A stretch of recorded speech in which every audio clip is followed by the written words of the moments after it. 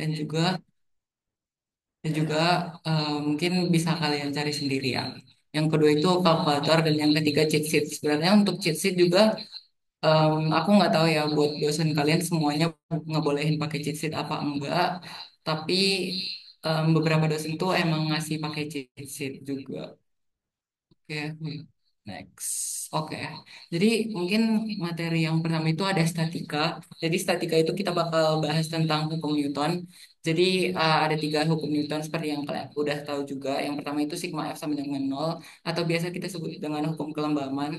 Jadi karakteristik dari hukum Newton pertama itu dia itu diam, terus GLB eh, itu gerak lurus beraturan, dia tidak memiliki percepatan dan kecepatannya konstan. Jadi V-nya itu selalu konstan dan A-nya itu sama dengan nol. Nah, untuk hukum Newton kedua, yang ini biasa dipakai untuk berbagai macam aplikasi soal. Jadi rumusnya itu sigma F sama dengan M kali A. Jadi baik di FY ataupun FX kalian bakal pakai rumus ini buat M kali A. Dan untuk karakteristiknya sendiri itu em, bendanya bergerak dan bergeraknya itu GLBB yaitu gerak lurus berubah beraturan dan percepatannya konstan. Nah, untuk hukum Newton 3 sendiri yaitu F aksi sama dengan min F reaksi. Jadi saat kalian melakukan gaya terhadap suatu benda, kalian akan mendapatkan gaya reaksi dari benda tersebut tapi berkebalikan arah dengan gaya awal kalian. Oke, selanjutnya mungkin ada elastisitas. Nah, di elastisitas ini ada dua dan kita bakal bahas tentang modulus yang. Jadi di modulus yang sendiri itu ada tegangan dan regangan, di mana tegangan itu adalah F per A, di mana F itu merupakan gaya yang ada dan A itu adalah luas permukaan dari benda tersebut. Sedangkan untuk regangan itu L0 per delta L. Jadi L0 itu merupakan panjang awal dan untuk delta L itu merupakan pertambahan panjang. Nah, di sini tuh kadang tuh untuk soal-soal biasanya tuh ditanya bukan pertambahan panjang kalau yang dari yang aku lihat ya. Biasanya tuh soal akhirnya itu biasa ditanya panjang akhir dari benda tersebut.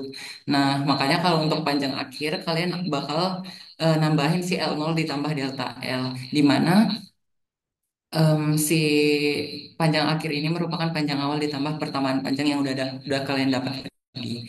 Nah, untuk modul siang sendiri itu dinotasikan dengan E, di mana E itu sama dengan tegangan dibagi sama regangan. Selanjutnya ada gaya pegas. Jadi gaya pegas itu biasa disimbolkan dengan Fp, di mana Fp itu adalah K dikali delta X. Jadi K itu merupakan konstanta dari pegas itu sendiri, dan untuk delta X itu merupakan em, pertambahan panjang ataupun kayak selisih dari panjang awal sama panjang akhir. Nah, untuk energi potensial, nah di sini tuh energi potensialnya yaitu energi potensial pegas. Jadi energi potensial pegas itu merupakan bisa dirumuskan dengan setengah K dikali delta X kuadrat. Nah, K itu dapat dari mana sih? Nah, K itu didapat dari yang di bawahnya yaitu rangkaian paralel dan rangkaian seri. Nanti kalian biasanya dikasih gambar ataupun kalau nggak dikasih gambar kalian bakal dikasih kalau dia itu em, kalau nggak rangkaian paralel yaitu rangkaian seri.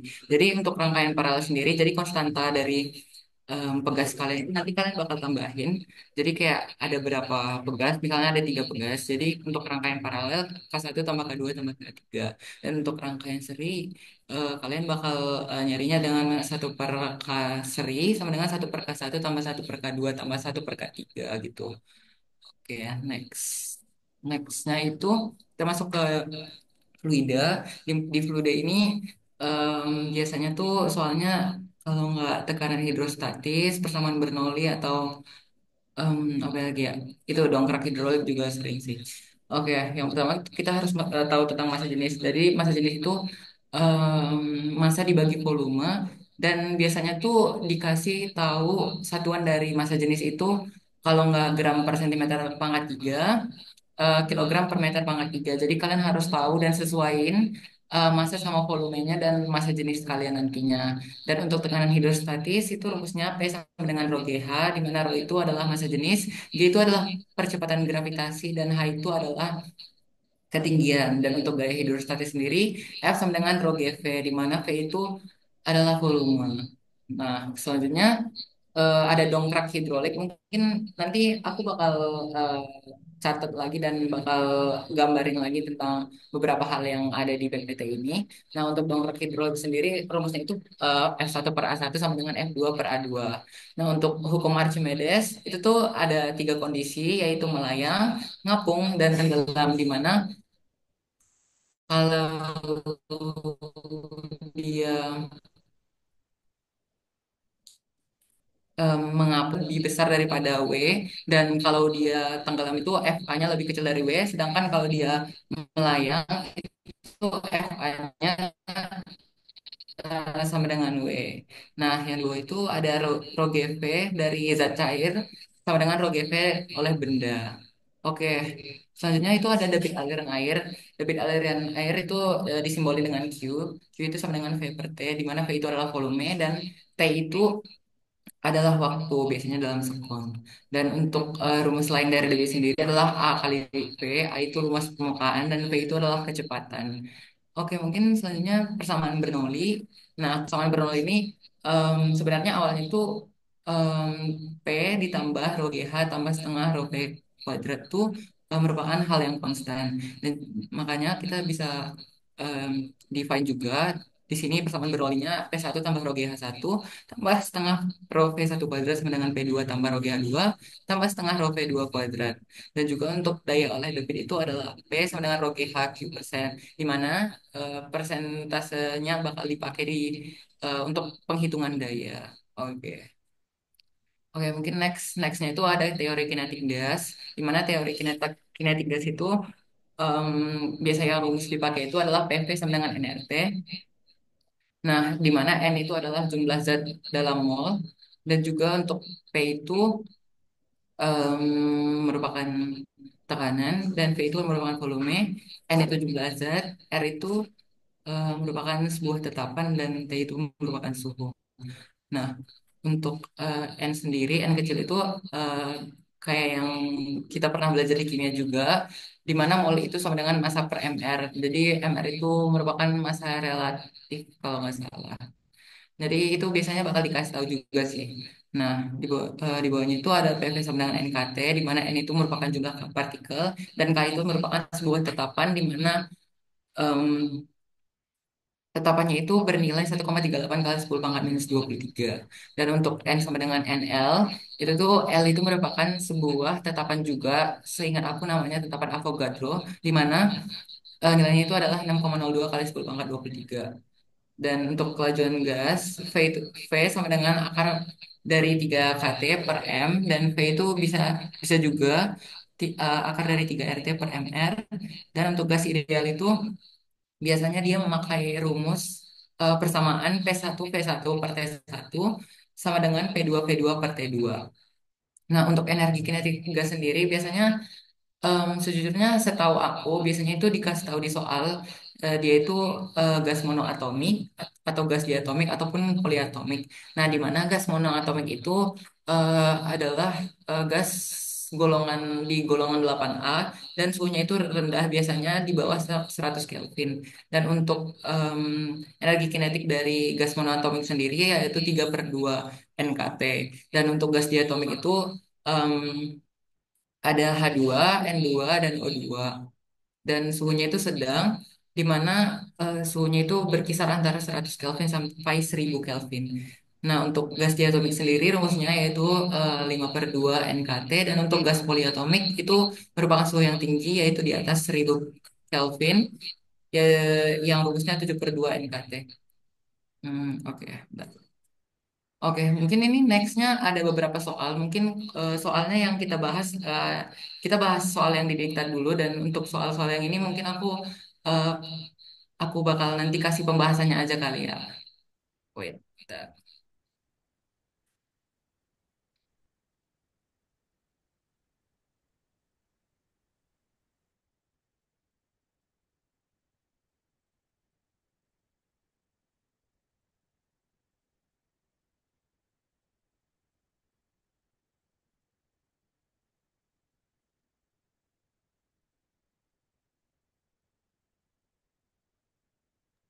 Teman-teman, sebentar ya.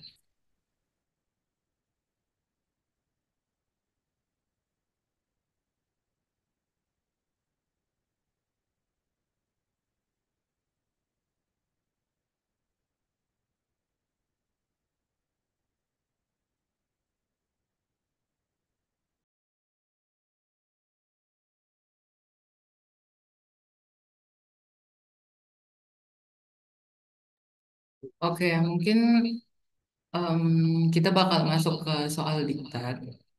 Nah, di soal diktat itu ada 6 soal.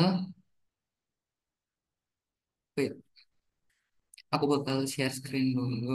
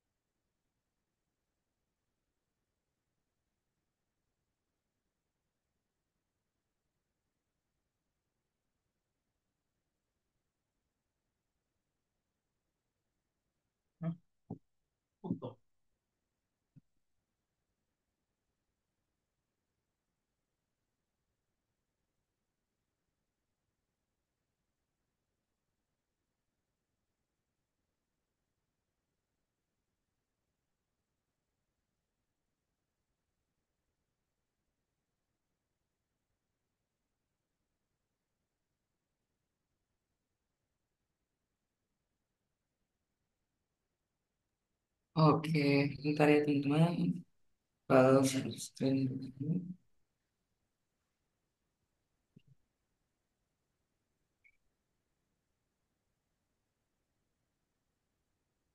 Hmm. Oke, di sini ada soal tentang sebuah elevator yang muatannya memiliki massa total 1.200 kilogram dan elevatornya itu bergerak ke bawah dengan kecepatan 15 meter per sekon dan kemudian melambat hingga berhenti dengan percepatan konstan dalam jarak 35 meter. Berapakah tegangan pada kabel penyangga saat elevator dihentikan? Nah, di sini mungkin langsung masuk ke sini ya. Nah, biasanya kalau aku ngerjain em, tugas, kuis ataupun ujian Fismak itu aku selalu gambar kalau misalnya bisa digambar gitu lah. Dan juga jangan lupa buat diketahui ditanya jawab juga ya teman-teman. Ya mungkin langsung aja buat yang nomor satu. Jadi katanya ada, Tadi katanya ada sebuah elevator dan muatannya itu em, 1.200 kilogram. Mungkin gambarnya akan di sebelah kiri. Kita buat diketahui dulu. Ketahui masanya itu ada 1.200 kilogram dan em, elevator itu bergerak ke bawah dengan kecepatan 15 per sekon. Jadi kalau misalnya eh, langsung aja take notes kalau misalnya dia bilang kecepatan awal langsung aja buat jadi V0. V0 itu bakal 15 per sekon dan kemudian melambat hingga berhenti.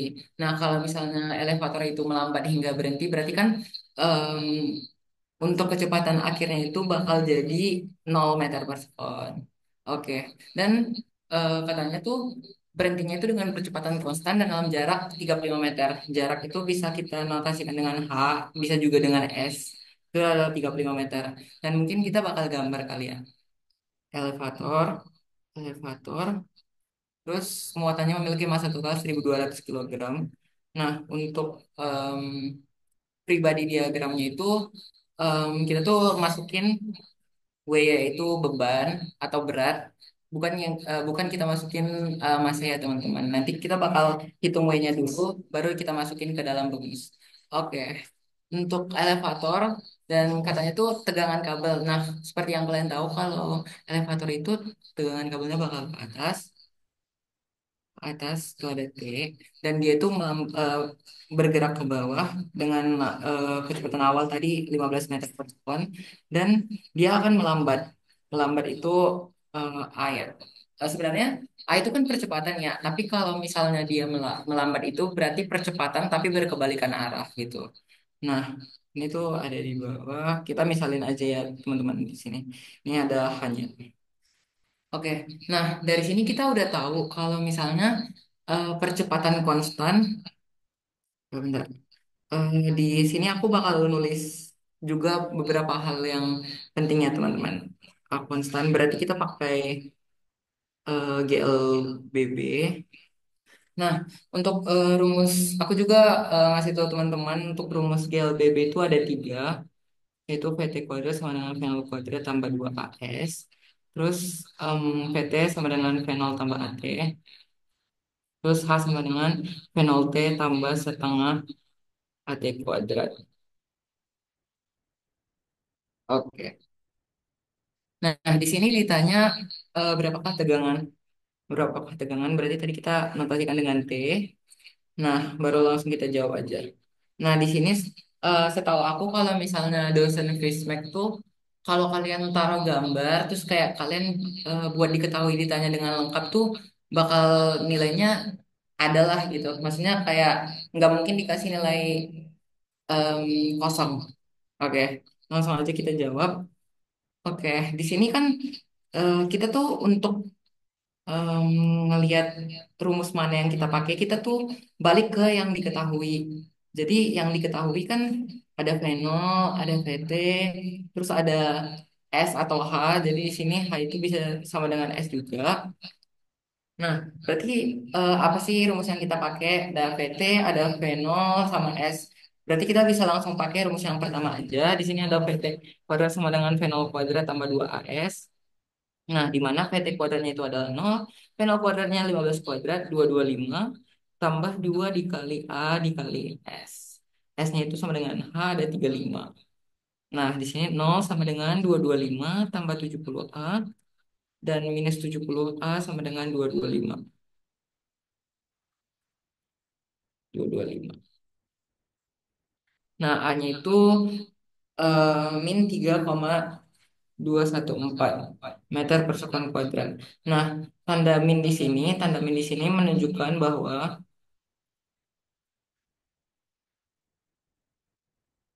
ada perlambatan dan bendanya akan melambat. Nah, oke. Tapi kan kita masih belum tahu ya tegangan talinya.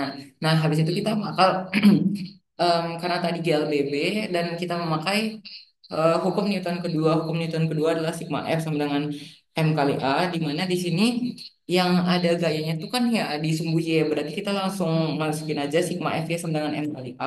Nah, sigma F Y sama dengan M kali A berarti kita lihat kalau yang naik itu bakal positif.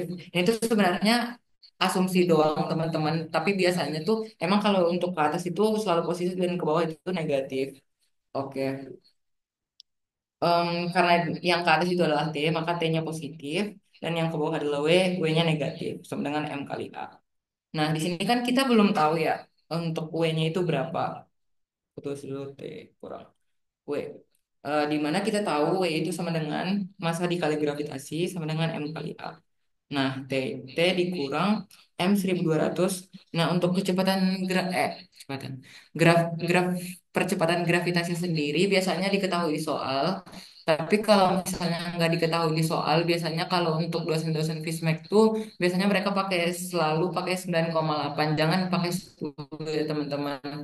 Tapi kalau misalnya diketahui di soal atau mungkin kalian pas UAS nanti boleh langsung nanya aja ke dosennya, Bu kita pakai percepatan gravitasi berapa ya Bu gitu. Boleh langsung tanya aja. Tuh, oke, G-nya itu 9,8. Dan untuk M-nya tadi juga 1200 dikali sama A. Nah, A-nya tadi kan udah kita ketahui ya, yaitu min 3,214. Nah, di sini T dikurang 11.760. Nah, di sini minus 3856,8. Nah, T-nya itu, bentar, tadi aku udah cari juga. Itu nilainya 7.903,2 Newton. Mungkin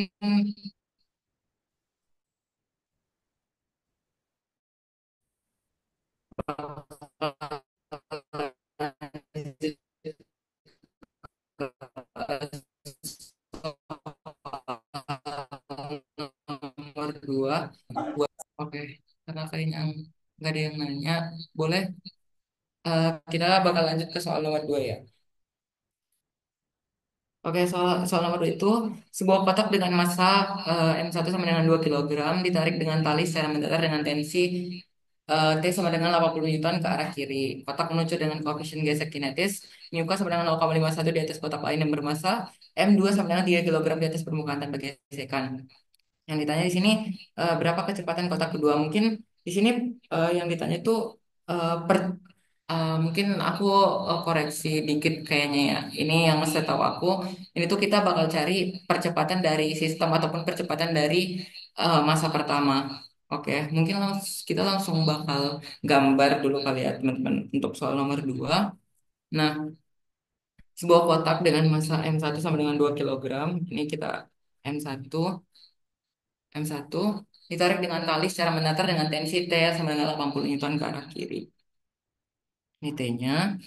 Nah, kotak ini meluncur dengan koefisien gesek kinetis μk sama dengan 0,51 di atas kotak lain yang bermassa M2 sama dengan 3 kilogram di atas permukaan tanpa gesekan. Ini M2. Oke. Dan dia bilang kalau misalnya dia punya koefisien gesek kinetis yaitu μk sama dengan 0,51. Mungkin kita tulis diketahui dulu ya. Kayak diketahui tadi sebuah kotak massa 1 sama dengan 2 kilogram, T-nya itu sama dengan 80 Newton ke arah kiri, dan juga koefisien gesek kinetis sama dengan 0,51, dan untuk M2 sama dengan 3 kilogram. Oke. Di sini dia kan ngasih tahu kalau misalnya si M1 itu punya koefisien gesek kinetis. Nah, di sini kita bisa indikasi bahwa si M1 itu bakal bergerak karena koefisien koefisien gesek kinetis enggak, koefisien gesek kinetis itu dipakai buat benda yang bergerak. Sedangkan untuk koefisien gesek statis itu untuk benda yang diam. Diam. Oke, di sini ditanya apa? Berapakah kecepatannya? Ya, oke, langsung aja ya. Di sini dia kan bilang kalau koefisien gesek kinetisnya adalah 0,51. Nah, di sini berarti ada gaya gesekan. Berarti kalau misalnya bendanya itu bergerak ke arah kiri, berarti untuk gaya geseknya sendiri akan ke arah kanan ya teman-teman. Berarti udah kita di sini buat gambar lagi M1. Sini ada tegangan yang tadi 80 Newton dan di sini ada FK. Nah, di sini juga di sumbu Y bakal selalu ada W dan juga ke atas bakal ada N yaitu gaya normal. Nah, kita kita di sini tinjau benda pertama yaitu eh, kayak yang aku tadi bilang kita tuh bakal selalu pakai hukum 2 Newton biasanya kalau untuk benda yang bergerak dengan percepatan yang konstan dan kita bisa indikasikan dengan sigma F sama dengan M kali K. Nah, di sini kita biasanya aku juga kalau misalnya ngerjain soal tuh dan kebanyakan soal tuh kalian bisa menyelesaikan dari sumbu Y terlebih dahulu ya teman-teman. Sigma FG sama dengan M1 dikali A, di mana sigma FG-nya itu gaya ke atasnya adalah N dan gaya ke bawahnya itu W1 ya, sama dengan M1 kali A. Nah, hmm, bentar. Oke, kayaknya sorry. Oke, untuk sigma FG sendiri karena dia nggak ada yang bergerak, makanya kita memakai sigma FP sama dengan nol. Dah, jadi kan kita tuh tahu kalau bendanya itu bakal bergerak ke kiri ataupun ke kanan. Sedangkan untuk ke atas ke bawah nggak bakal terjadi dan benda itu bakal tetap diam. Tapi kita gunain sigma FY sama dengan nol dan kita cari sigma FY sama dengan nol untuk apa? Kita tuh perlu cari untuk gaya normalnya yang kita pakai di FK nanti. Nah, untuk sigma FY sama dengan nol itu ya udah gaya ke atas N terus gaya ke bawahnya W1 sama dengan nol, sini N sama dengan W1 sama dengan M1 kali G. Nah, M1-nya di sini ada 2 dan G-nya 9,8. Di sini kita dapat 19,6 Newton. Dan nah, kita tuh udah dapat kan gaya normalnya itu 19,6 Newton. Di sini kita bakal cari untuk sigma Fx-nya. Sigma Fx-nya kan em, ada T dan juga Fk. Dan dia bergerak di sepanjang sumbu X. Makanya kita langsung tulis sigma Fx itu sama dengan M1 dikali A. Nah, untuk penentuan arah dari benda tersebut, itu bisa indikasikan melalui kayak kemana sih dia bergerak dan biasanya itu kalau untuk setahu kita kalau misalnya untuk gaya gesek itu kan bakal menghambat ya. Kalau menghambat berarti dia itu bakal dikurang dan untuk gaya yang gaya apa ya dibilang gaya kayak gaya tensi ini tadi itu tuh bakal jadi positif. Nah, di sini berarti kita langsung aja T kurang FK sama dengan M1 dikali A. Nah, eh, untuk T-nya tadi udah dikasih tahu yaitu 80. Dan untuk FK itu, nah untuk FK itu rumusnya mu K kali N. Makanya kita tadi cari N dulu ya teman-teman. Nah, untuk FK, mu K kali N. Terus M1-nya 2 dikali A. 80 dikurangi mu K-nya 0,51 dikali N 19,6 sama dengan 2A. Ini 80 dikurang sama tadi aku udah em, dapat juga di sini ada 70,004 sama dengan 2A dan A-nya itu 35,002 meter persekuan kuadrat. Nah, oke. Selanjutnya kita bakal masuk ke soal nomor 3. Oke, soal nomor 3 itu piringan silinder terbuat dari kayu dengan berat 50 Newton dan diameter 45 cm mengambang pada permukaan minyak dalam silinder kaca dengan kerapatan minyak 0,85 gram per sentimeter pangkat 3. Nah, kayak yang aku bilang tadi, kita tuh harus ngelihat kalau misalnya em, massa jenis itu biasanya dalam bentuk gram per sentimeter pangkat 3 atau kilogram per meter pangkat 3. Oke, lanjut ke soalnya.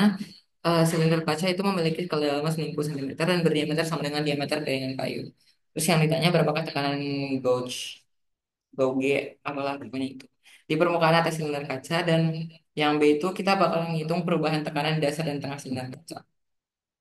Oke, untuk soal nomor 3 kita langsung aja buat diketahuinya. Diketahui tadi katanya ada kayu dengan berat. Di sini dia langsung ngasih tahu berat bukan massa ya teman-teman. 50 Newton dan juga diameter 45 cm.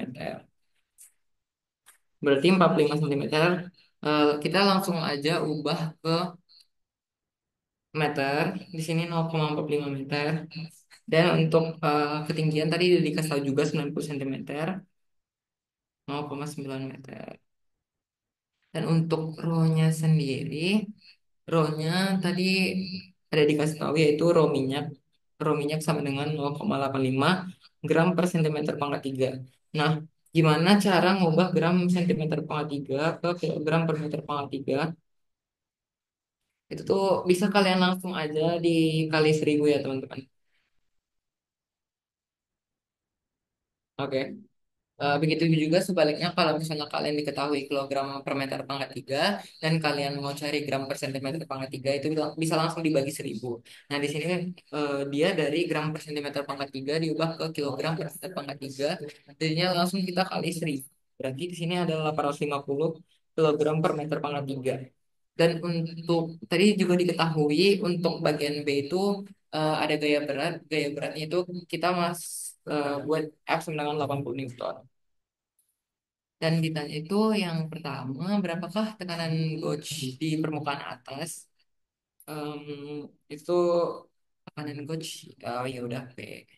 Dan yang B itu jika gaya berat kayu, hitung perubahan tekanan pada em, dasar silinder, apa ya dibagi? Notasinya P dasar, P dasar dan P tengah aja deh. P tengah. Oke, jawab. Oke, Sebelumnya itu untuk tekanan biasanya tuh kita harus cari luas permukaannya dulu. Nah, di sini kan kita nggak diketahui ya luas permukaan. Gimana sih cara nyarinya?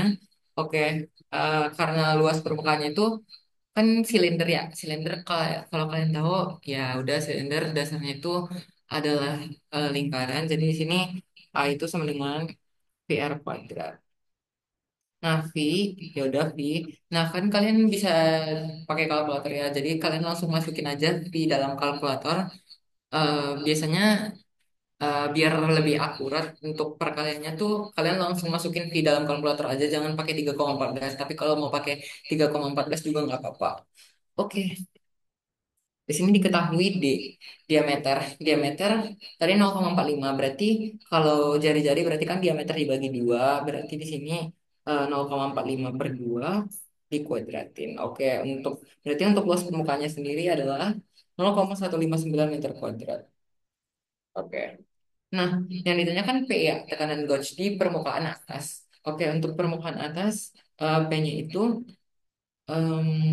W dibagi A, W kayu. W-nya tadi udah dikasih tahu di soal, yaitu 50 Newton, dibagi sama 0,159 meter kuadrat, yaitu 314,46 Pascal. Nah, oh iya, disclaimer juga teman-teman, biasanya kalau aku udah buntu banget untuk ngerjain soal kayak Fismek gini, aku tuh biasa bergerak dari satuan yang dikasih tahu, yang diketahui. Jadi kayak kalau kalian tahu, misalnya kayak ya udah, kalian nggak tahu rumusnya ini apa, dan juga kayak kalian tuh nggak tahu kayak yang harus dicari apa. Tapi kalau dari kalian bergerak dari satuan, kalian tuh bakal tahu kalau misalnya kalian bisa otak-atik juga angka-angka yang diketahui gitu. Misalnya kayak yang ini tadi, misalnya kalian nggak tahu rumusnya apa. Nah, kan yang ditanya P ya.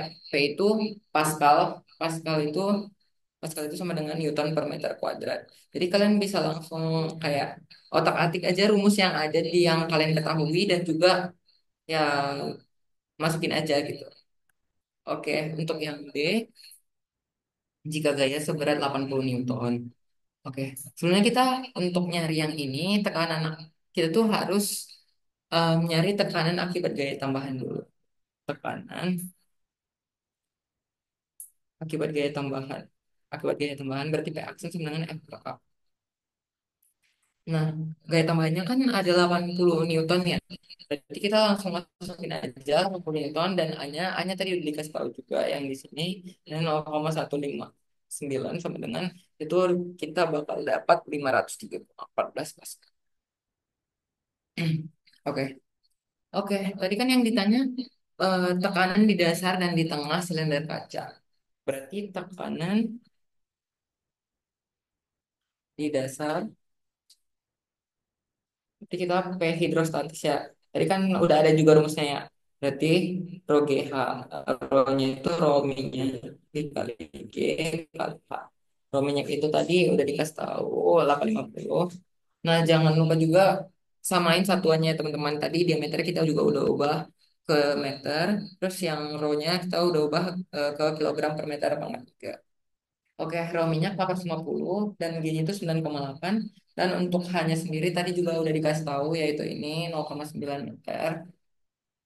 Nah, itu tuh bakal dapat 7497 Pascal. Nah, itu itu tuh masih P hidrostatis. Tapi untuk P di dasar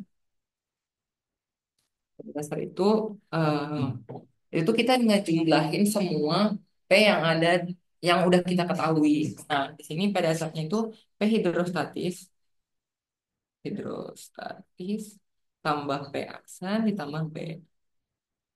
Oke, untuk P hidrostatis kan tadi 7497 tambah P aksen 503,14 tambah P 314. Eh, P-nya ya benar ya, 54. Aduh, bentar. Oke. Nah, P dasarnya berarti ya udah kita hitung totalnya itu bakal dapat 8.314 koma 6 Pascal. Nah, kita udah dapat tekanan di dasar. Dan setelahnya kita bakal masuk ke tekanan di tengah. Oke, tekanan di tengah. Ya udah, eh, basicnya itu kita tuh pakai rumus yang tekanan di dasar tadi. Kita pertama nyari P hidrostatisnya dulu. Ya udah, lo minyak dikali G. Nah, bedanya apa sama yang tadi? Kalau dia di tengah kan berarti untuk ketinggiannya itu bakal setengah dari H yang awal ya. Nah, makanya kita tuh makai setengah H. Sorry, setengah.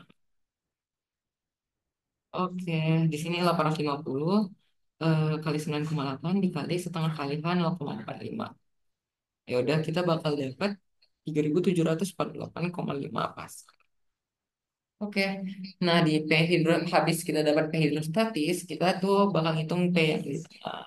P yang di tengah rumusnya sama aja kayak tadi. P hidrostatis yang di tengah tambah P aksen ditambah P. Udah 3748,5 tambah P aksen. P aksen apa sih tadi?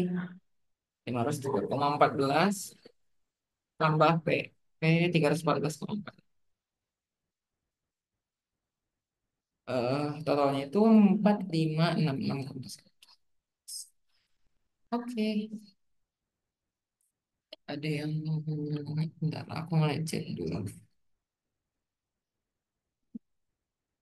Kira-kira tulisan aku jelas nggak teman-teman?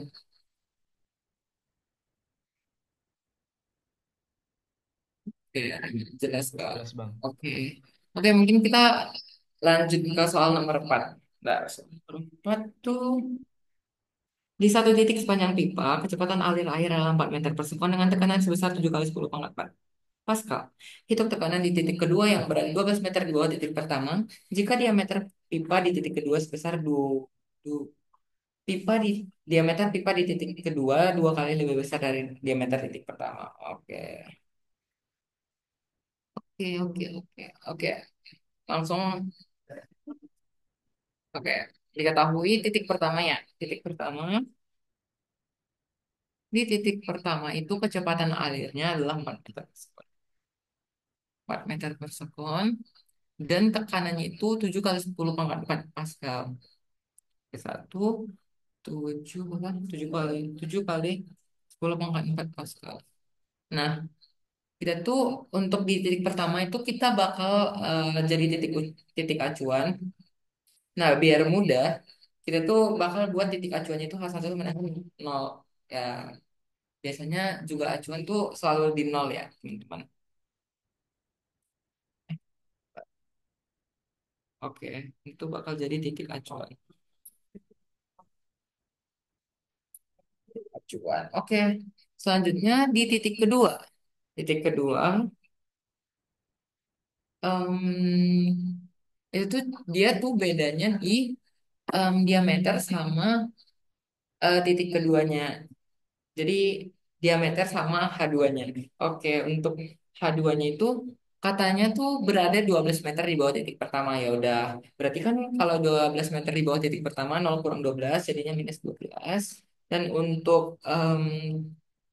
diameternya sendiri, dia bilang kalau misalnya diameter pipanya itu bakal 2 kali lebih besar dari diameter titik pertama. Nah, sebenarnya juga kalau misalnya kalian nggak dikasih apa ya, nggak dikasih gambar ataupun nggak langsung kayak dikasih secara langsung nih, kayak langsung rumus atau apa gitu. Kalian tuh harus bisa kalau di Fismap tuh kalian harus bisa em, menerjemahkan soal lah istilahnya kalau aku bilang menerjemahkan soal supaya kalian bisa nyari jawabannya. Nah, di sini 2 meter diameter diameter titik kedua 2 kali lebih besar dari diameter titik pertama berarti D2 sama dengan 2D1. Oke, ditanya apa? Ditanya tekanan di titik kedua berarti tadi P1 dari diketahui ya ini. Berarti yang ditanya P2 langsung aja kita jawab. Oke, tadi ada rumus A1 P1 sama dengan A2 P2.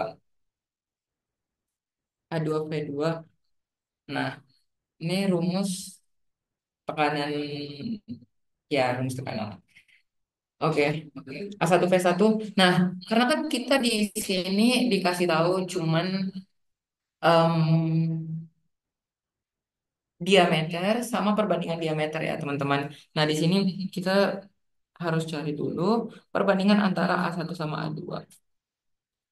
Nah, untuk karena biasanya tuh selalu silinder ya teman-teman. Jadi kita tuh asumsinya selalu lingkaran. Jadi luasnya itu bakal di di di seperempat VD kuadrat. Sorry, enggak. Seperempat VD kuadrat, VD1 kuadrat per seperempat VD 2 kuadrat. Nah, di sini kan ya udah seperempat V-nya bisa kita coret, bisa langsung aja D1 kuadrat per D2 kuadrat. Nah, tadi dikasih tahu kalau D2-nya itu sama dengan 2D1. D1 kuadrat per D2, 2D1 dalam kurung kuadrat. Nah, di sini D1 kuadrat per 4D1 kuadrat. Coret-coret berarti nah, kita tuh dapat em, perbandingan antara luas permukaan dari A1 sama A2 itu adalah 1/4 ya, teman-teman. Nah, di sini kita bisa langsung aja masuk ke ya udah sorry. Bentar. Ya udah kita langsung di sini aja ya. A1 V1 sama dengan A2 V2. Nah, tadi kan kita tahu yang di sini A1 per A2 ya. Nah, di sini kita juga bisa langsung aja kita buat A1 per A2 sama dengan V2 per V1. A1 per A2-nya sama dengan seperempat dan V2-nya yang kita cari, sedangkan V1-nya udah dikasih tahu tadi. Ini V1. V1-nya itu 4. Oke, berarti V2-nya kita dapat seperempat dikali 4 sama dengan 1 meter persekusi. Oke, tapi kita belum sampai jawaban akhir ya. Oke, yang ditanyakan P2. P2. P2. Berarti itu tuh tekanan pada titik 2. Nah, nah tadi kita tuh udah ada juga rumus, ingat aku ya. Maaf kalau misalnya aku salah juga, rumusnya namanya rumus hukum hukum Bernoulli yang P1 tambah rho V setengah rho V1 kuadrat tambah rho GH. Nah, bentar aku tulis lagi ya. Oke, tambah rho GH tambah setengah rho V kuadrat. Nah, yang ini konstan, maka satu tambah rho GH1 tambah setengah rho V, rho V1 kuadrat sama dengan V2 tambah rho GH2 tambah setengah rho V2 kuadrat. Oke. Nah, oke. Untuk P1-nya, ada P1-nya tadi udah dikasih tahu. 7 kali 10 pangkat 4 ya. Oke, 7 kali 10 pangkat 4. Di sini ada 70.000. Tambah rho-nya, rho-nya, rho-nya. Oh, enggak. Rho-nya, nah, tadi di tadi diketahui kecepatan air. Nah, kecepatan air di sini kalian bisa langsung aja buat rho-nya itu 1.000 karena eh, rho air itu 1.000 kilogram per meter pangkat 3 atau 1 gram per sentimeter pangkat 3. Nah, di sini langsung 1.000 dikali sama 9,8 dikali sama H1. H1-nya itu 0. Nah, untuk di sini setengah dikali 1.000 sama V1. V1 tadi berapa? 4. 4. Sama dengan P2. Nah, P2 yang kita cari ya. P2 tambah rho GH 1.000 dikali 9,8 dikali sama H2. H2 H2 tadi ya udah 12 meter di bawah H1 ya. Berarti di sini minus 12. Ditambah sama setengah dikali rho rho air dikali V2 kuadrat. V2-nya tadi habis kita dapat 1 kuadrat. 70.000 tambah 0. Di sini 0 ya habis. Di sini 502 4.000 2.000 sama dengan P2 ditambah Aduh, enggak. 9,8 kali 12. Ya udah, ntar pokoknya habis di sini dapat ya udah P2-nya dapat. Nah, maka jadi itu merupakan tekanan pada titik kedua. Jadi kalian cari sendiri bisa ya. Oke. Untuk soal selanjutnya nomor 5. Ntar aku lihat ada yang ngecek. Oke, oke. Oke, nomor 5. Pada sistem mesin mobil, campuran air dan uap bensin terkompresi di dalam silinder sebelum mesin dinyalakan. Mesin mobil pada umumnya memiliki rasio kompresi 9:1 yang menyatakan gas di dalam silinder dikompresi hingga 1/9 dari volume asalnya. Katup intake dan pembuangan tertutup selama proses kompresi hingga Oke, di sini kita bakal eh, pakai rumus yang hukum gas ideal ya teman-teman. Nah, di sini kita diketahui bahwa V1 banding V2 sama dengan 9:1. Nah, dia bilang di situ memiliki rasio kompresi 9:1. Di sini kita bisa indikasikan bahwa kecepatan kompres dari mesinnya ya, yang dibandingin 9:1. Makanya kita langsung masukin aja V1 sama dengan V2 sama dengan 9:1. Oke, nah tadi kan, nah di soal juga dikasih tahu bahwa suhu awal kita buat T1 sama dengan 27 derajat Celcius. Nah, itu harus convert convert dulu ke Kelvin. Di sini jadi 300 Kelvin. Nah, kenapa harus dikonvert? Karena sebenarnya derajat Celcius itu bukan merupakan satuan internasional dari suhu ya, teman-teman. Nah, satuan internasional dari suhu itu merupakan Kelvin. Makanya kalau mau ubah derajat Celcius ke Kelvin itu tuh harus ditambah 273. Nah, jangan lupa. Biasanya tuh dosen-dosen tuh kadang mengecoh gitu, mereka selalu ngasih derajat Celcius sih. Makanya kalian harus convert dulu ke Kelvin. Oke, tadi juga dikasih tahu bahwa, nah, tekanan awalnya 1 atm, 1 atmosfer, dan untuk tekanan akhirnya 21,7 atmosfer. Dan yang ditanya, apa yang ditanya? Suhu akhir berarti T2. Nah, di sini aku ngasih tahu kalau aku buat untuk yang satu itu adalah awal dan yang dua itu adalah akhir. Ya. Nah, ditanya T2 berarti ya udah. Nah, di sini kita kan yang dikasih tahu yaitu perbandingan T, terus ada T, ada P. Kita langsung masukin aja ke rumus dari hukum gas ideal. Tadi juga udah ada hukum gas ideal.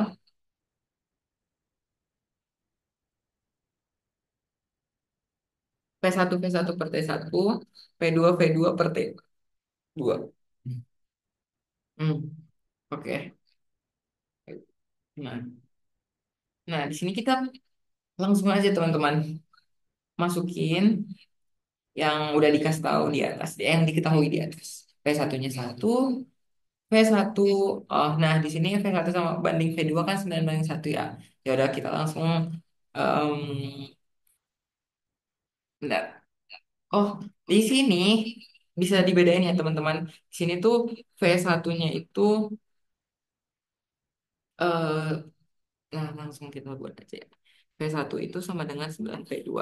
Nah, di sini V1-nya kita buat tetap dulu, tapi yang kita convert nanti V2, hmm, ya, V2 itu V1/9, sama aja sih, V1/9. Nah, di sini T1-nya adalah 300 Kelvin, dan untuk P2-nya 21,7, dan untuk P2-nya ini ya, V1/9, dan T2 yang ditanya. Oke, nah T2 dikali 1 sama dengan 300 dikali 21,7 dibagi sama 9. Nah, T2-nya itu bakal 723 Kelvin. Nah, dia tuh nggak ngasih tahu kalau jawaban akhirnya itu mesti dalam bentuk Kelvin atau derajat Celcius. Tapi karena yang diketahui tadi dalam derajat Celcius, kita harus balikin lagi ke dalam derajat Celcius ya teman-teman. Nah, untuk convert dari Kelvin ke Celcius itu kita bisa pakai kebalikannya aja. Ada 723 kurang 273 itu 450 derajat Celcius. Nah, ya dapat deh em, suhu akhir. Oke, kita bakal masuk ke soal terakhir mungkin. Oke, nomor 6. Bentar, aku tunjukin dulu. 6. 3 mol gas ideal mengalami ekspansi pada tekanan konstan 2,5 atmosfer. Volume gasnya meningkat dari 3,2 kali 10 pangkat minus 2 meter kubik menjadi 4,5 kali 10 pangkat minus 2 meter kubik. Nah, itu tuh ada A, B, C, D juga. Oke, temperatur awal dan akhir, kerja, perubahan energi dalam, dan jumlah kalori yang ditambahkan pada gas. Langsung aja teman-teman kita buat diketahui dan ditanya. Jangan sampai nggak buat diketahui ditanya, tapi langsung jawab ya teman-teman harus dibuat. Ya, oke. Diketahui 3 mol gas ideal. 3 mol gas ideal berarti N-nya sama dengan 3 mol. Tekanan konstan P sama dengan 2,5 atmosfer. Nah, sebenarnya satu atmosfer itu eh, satu atmosfer itu sama dengan 1,03 kali 10 pangkat 5. Tapi di sini kita asumsikan 1 kali 10 pangkat 5 aja. Berarti sini langsung aja 2,5 kali 10 pangkat 5 Pascal. Nah, apalagi yang diketahui, volume gas meningkat dari 3,2 kali 10 pangkat minus 2 menjadi 4,5 kali 10 pangkat minus 2. Oke, di sini berarti V1 P awal, P awal 3,2 kali 10 pangkat minus 2 meter pangkat 3, P2 4,5 kali 10 pangkat minus 2 meter pangkat. Oke, nah di sini kita tuh pakai PVNRT ya teman-teman. Oke, ini yang ditanya, tuh ada 4 ya yang ditanya. Oke, yang ditanya itu ada A, T1 dan T2, yang B-nya itu ada W, yang C-nya itu ada delta U, dan D-nya itu ada T1 T2 itu temperatur awal dan akhir, W itu kerja yang dilakukan gas, delta U itu perubahan energi dalam, eh, dalam. Nah, untuk Q itu jumlah kalori. Oke, langsung jawab. Kita pakai VNRT. Nah, kayak yang udah aku bilang tadi, R itu merupakan suatu tetapan. Tetapan apa ya namanya? Sebenarnya aku lupa, tapi seingat aku nilainya itu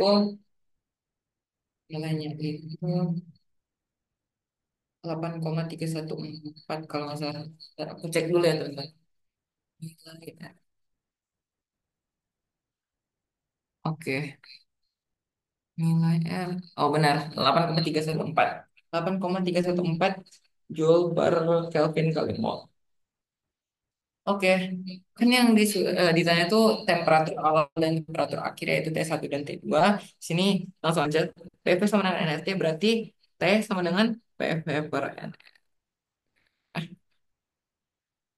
Oke, untuk T1 langsung aja kita masukin PV per NR. PV1. PV1 2,5 kali 10 pangkat 5 dikali V1. V1 itu 3,2 kali 10 pangkat minus 2 dan N-nya itu ada 3 mol dan juga R-nya ya udah 8,314. Hmm, oke, di sini ya udah kalian bisa cari hasilnya ya teman-teman. Untuk T2 sama aja PV2 per NR. Sini 2,5 kali 10 pangkat 5. Sini V2 ada 4,5 kali 10. 2 per N. N-nya molnya jumlah molnya dan R-nya itu 8,314. Ya udah. Dan itu dalam bentuk Kelvin. Oke. Ini bagian A. Wait. Kerja yang dilakukan gas itu sendiri. Oke, untuk rumus kerja yang dilakukan gas, W sama dengan P kali delta V. Di mana delta V itu adalah selisih antara V akhir di sama V akhir dengan V awal. Berarti V2 kurang V1. Nah, P-nya 2,5 kali 10 pangkat 5. Dan untuk V2-nya 4,5 kali 10 pangkat minus 2 dikurang sama 3,2 kali 10 pangkat minus 2. Oke, aku lanjut di bawah ya teman-teman. Sini 2,5 kali 10 pangkat 5 di, dikali sama 4,5 kali 3. Kurang 3,2. Jadi ini 1,3 kali 10 pangkat minus 2. Ya udah, ntar kalian kaliin sendiri ya dalam bentuk joule karena W ya. Oke, untuk yang C, untuk hitung perubahan energi dalam yang dilakukan gas. Oke, untuk energi dalam itu delta U. Nah, delta U kan maksudnya itu N dikali CV dikali delta T. Dia nggak bilang, oke. Nah, dia tuh nggak bilang kayak gasnya itu apa, tapi kita asumsiin di sini dia adalah gas, gas diatomik. Dimana yang tadi ya, yang udah aku jelasin kalau gas diatomik itu N itu bakal 5/2. Jadi CV-nya itu bakal 5/2 R. Nah, P delta U berarti N-nya 3, CV-nya 5/2 dikali R. R-nya tadi ini konstanta. Konstantanya berarti 8,314 dikali sama delta T. Nah, tapi delta T-nya kan kita belum tahu ya. Nah, delta T-nya ya udah kayak yang udah kita dapat di bagian A, T1-nya udah kita dapat, T2-nya udah kita dapat juga. Em, Kalian bisa langsung cari selisihnya aja. Kalian masukin di delta T, yaitu 130,6 dan nilai akhirnya itu 8133,7. Tuh. Oke. Dan untuk yang terakhir, pertanyaan itu hitung jumlah kalori yang ditambahkan pada gas. Oke, jumlah kalori yang ditambahkan berarti Q. Nah, rumus Q itu adalah delta U tambah W. Kalau delta U-nya 8133,7 tambah W 3250. 11.383,7 Joule. Nah, kan ini kan kayak kayak nomor 6 ini kan soalnya itu berkesinambungan ya. Jadi kalau misalnya kalian salah dari awal tuh, kalian tuh bakal salah sampai akhir. Jadi pastiin kalau misalnya kalian tuh em, nggak nggak ngelakuin kesalahan di awal lah gitu. Oke, mungkin kayaknya em, untuk soal-soalnya cuman ya ada 6 dan soal yang ada di PPT tadi aku bakal share apa ya? Aku bakal share pembahasannya mungkin besok ya. Oke, mungkin untuk kemarin juga ada beberapa orang yang nanya juga ya teman-teman boleh bagi catatan atau gimana. Sebenarnya untuk Fismek sendiri aku tuh jarang, sorry banget tapi aku jarang banget ngecatat waktu itu dan aku bakal nge-share yang ada aja ya kayak latihan soal sama mungkin eh, aku mau cheat sheet. Aku ngasih cheat sheet. Oke, mungkin ada yang nanya nggak teman-teman? Bentar, kayaknya ada yang ngechat di PC. Kak, izin nanya perubahan Kelvin ke Celsius, kenapa itu? Kenapa itu untuk yang nomor 5? Oh, oke. Tadi kan aku udah jelasin ya, teman-teman. Kalau misalnya si Kelvin itu merupakan satuan internasional. Jadi satuan internasional dari suhu. Jadi derajat Celcius itu bukan merupakan satuan internasional dari suhu. Jadi kita tuh makanya yang Kelvin. Kayak misalnya semua tetapan kayak yang R tadi, kalian lihat, bisa kalian lihat, yang R tadi kan dia tuh pakai Joule per Kelvin kali mol. Jadi semua tetapan itu udah pakai satuan internasional. Jadi kayak kita tuh harus ngikutin semua tetapan itu gitulah. Istilahnya kayak gitu. Nah, makanya kita tuh ubah dari derajat Celcius ke Kelvin dengan ditambah 273. Dan di sini kenapa kita ubah lagi ke derajat Celcius? Sebenarnya nggak harus ya teman-teman, tapi biasanya tuh pola pikir aku itu tuh kalau misalnya kalian udah dikasih tahu soal dalam bentuk derajat Celcius, kalian tuh harus ngasih tahu jawaban akhir kalian itu dalam bentuk derajat Celcius juga gitu. Oke, ada yang nanya juga, Kak, berarti semua temperatur yang satuan awal sisa harus diubah ke Kelvin dulu. Kakak, itu berlaku di semua soal nggak, Kak? Mana ya jawabnya? Sebenarnya untuk semua soal, kayaknya nggak semua soal juga. Tapi setahu aku kalau misalnya kalian indikasiin soalnya itu dalam bentuk Kelvin kayak misalnya gimana ya? Nah, kayak misalnya kalian gunain di PVNRT, sedangkan tetapan si R-nya itu udah udah punya Kelvin di situ. Jadi kayak Kelvin itu udah jadi tetapan dan di dalam satuan internasional kayak misalnya apa lagi ya? Kayak misalnya kalian dikasih tahu, oke, oke, kayaknya kayak kalau kalian dikasih tahu misalnya dalam bentuk sentimeter dan untuk biar dia itu masuk ke apa ya dibilang kayak masuk ke dalam soalnya dan bisa align sama semua hal di dalam soal itu gitu lah. Kayak misalnya kalian misalnya diameter kayak tadi diameter kalian dikasih tahu dalam bentuk sentimeter, berarti kalian harus ubah ke meter sama sama halnya juga dari derajat Celcius ke Kelvin karena Kelvin itu merupakan satuan internasional dan juga meter itu merupakan satuan internasional kayak misalnya dari gram ke kilogram, gram itu kan bukan merupakan satuan internasional gitu. Oke, udah ngerti ya. Makasih Kak. Oke, thank you. Sama-sama juga. Oke, mungkin dari teman-teman ada yang mau nanya. Mungkin nanti aku bakal share dari teman kalian. Nanti aku bakal, ya bisa sih bakal ngirim juga ke teman-teman aku atau ke angkatan 24 juga amin aja gitu. Ada yang mau nanya lagi? Dan kalau kalian butuh cheat sheet aku tahun lalu nggak teman-teman? Semester lalu. Sebenarnya cheat sheet aku tuh nggak terlalu compact karena aku sejujurnya kemarin asal nulis juga. Tapi kalau teman-teman mau nggak apa-apa. Ada yang mau nggak? Boleh di komen.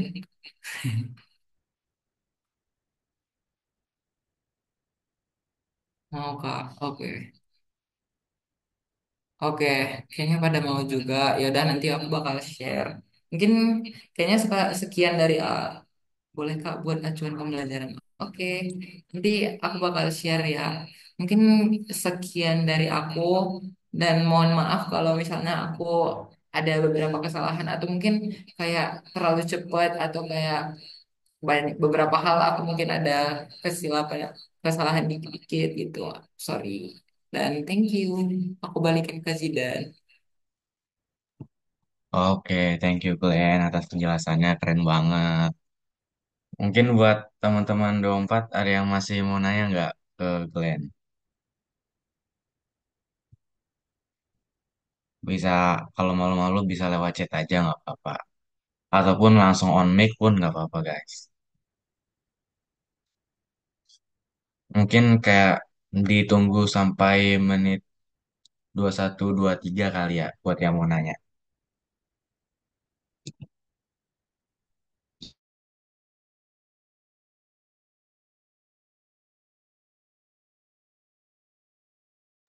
Kalau kalian mau nanya ke lain, aku juga boleh ya teman-teman. Tapi kalau misalnya aku ngelihat chatnya, berarti aku bakal jawab kok.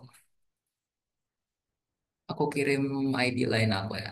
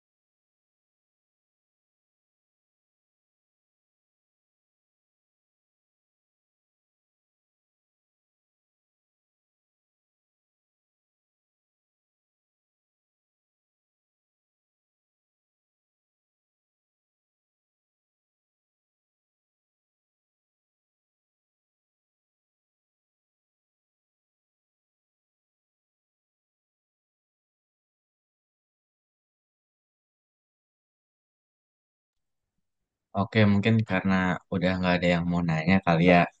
Dari aku izin buat share screen QC dulu ya.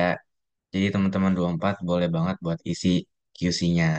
Nanti aku share juga kok linknya di comments, di chat.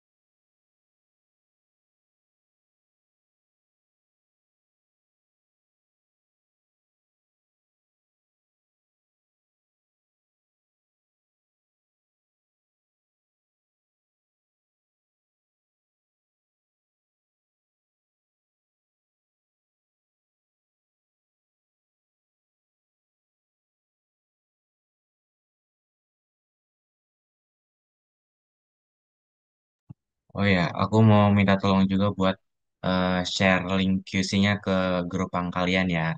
Biar semua tadi yang sempet join bisa isi juga. Makasih ya.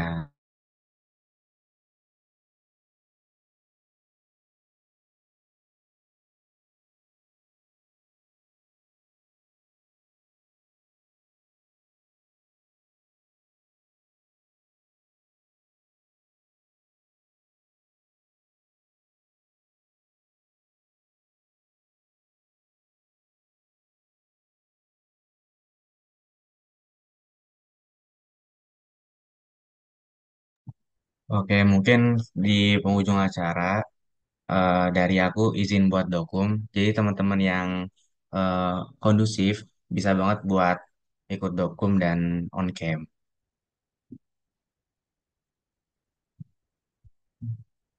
Aku tunggu sampai 21.26 ya.